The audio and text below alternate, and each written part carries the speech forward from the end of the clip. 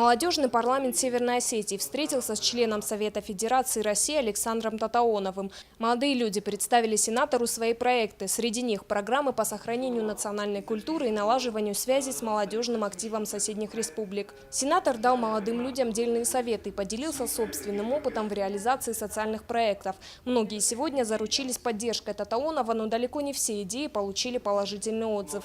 Сенатор объяснил членам парламента их ошибки и рассказал о своем отношении к молодежным форумам. Демонстрация проекта, как правило, предназначена, чтобы предстать пред светлые очи.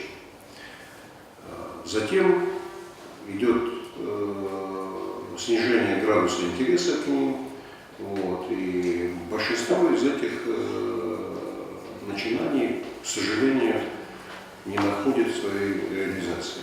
В отношении молодежных форумов вижу одну неснижаемую ценность, которую все они несут.